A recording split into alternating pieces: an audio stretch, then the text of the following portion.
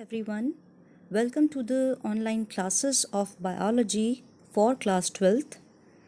Today we will take up the chapter 9 strategies for enhancement in food production part 2.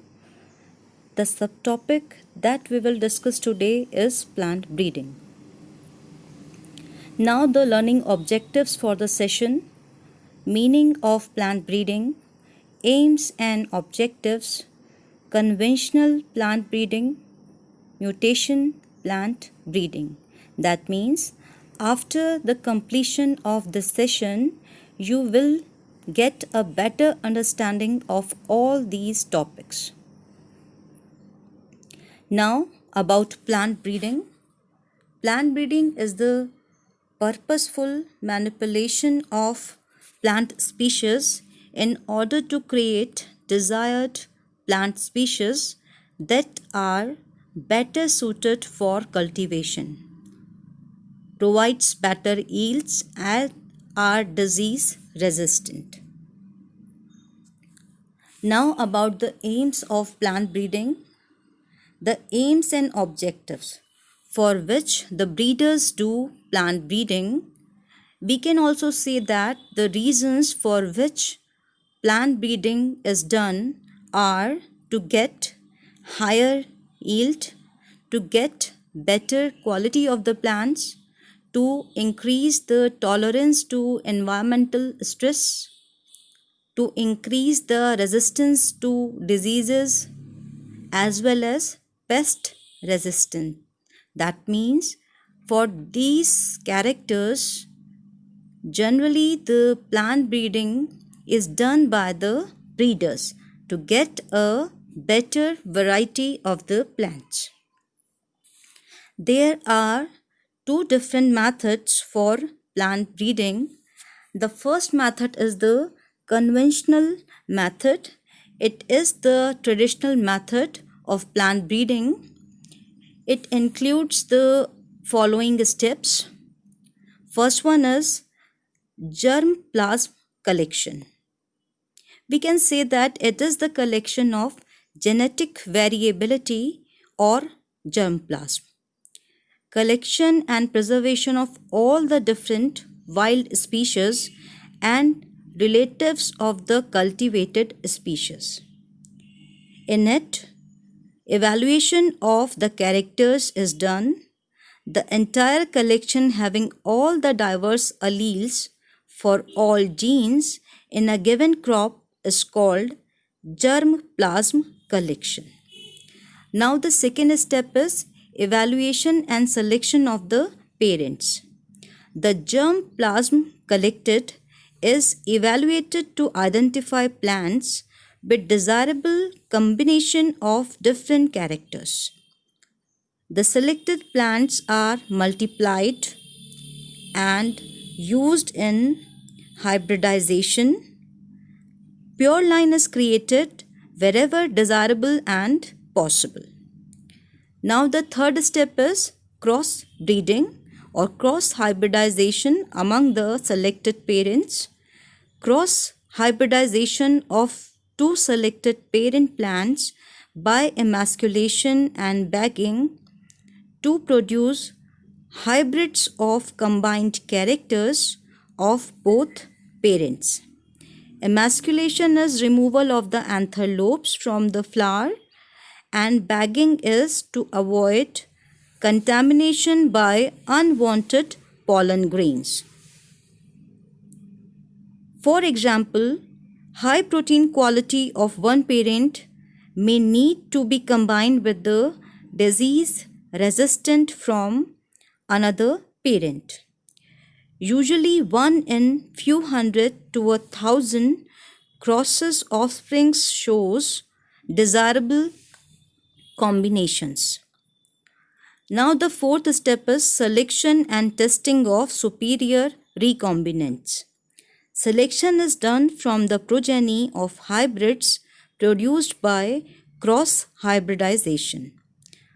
Hybrid plants that are superior to both of the parents are selected. Hybrids are self-pollinated for several generations till they reach a state of homozygosity.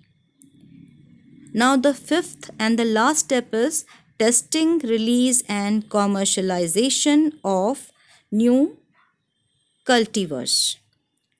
Selected pure lines are evaluated in the research field for their yield and other desirable agronomic traits, for quality, for disease resistance or for pest resistance. Testing is done in the fields of farmers for at least 3 generations. The material is compared with the best available local crop cultivar, and if it is better than the local variety, it is introduced into the market for commercialization. So these are the 5 main steps involved in the conventional method of plant breeding. Now the second type of plant breeding is mutation breeding. It is generally done for developing the disease resistant varieties of plants. Currently, mutation breeding is being carried out for disease resistance, as there is limited availability of disease resistance genes in the crop plants and their wild relatives. By mutation, the disease resistance gene or genes are created. Mutation breeding involves the following steps: inducing mutations through various mutagens or methods, screening of plant material for disease resistance, after that multiplication of the selected plants with the desirable trait. The fourth step is hybridization of selected plant material, and the fifth and the last step is selection for disease resistance testing and release as a variety. Through mutation breeding, varieties of mung bean have been developed that are resistant to yellow mosaic virus and powdery mildew.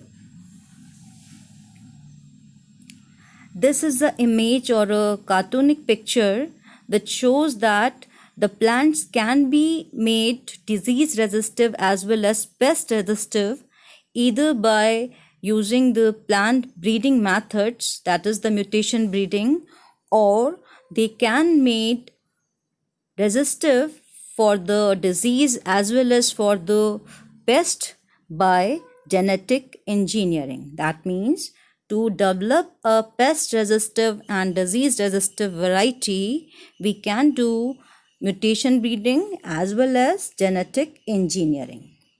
Now here a very important table for board exam, that is some disease resistant varieties. The first column is for the name of the crop, second for the name of variety, and third for the resistance to disease. Cauliflower, the name of variety developed is Pusa Shubhra, Pusa Snowball K1, and it is resistive for black rot, curl blight and black rot. That is Pusa Shubhra is for black rot and curl blight, and Pusa Snowball K1 is for black rot. Now the wheat variety is Himgiri, which is resistive for hill bunt, leaf and stripe rust. Brassica variety is Pusa Swarnim and resistive for white rust.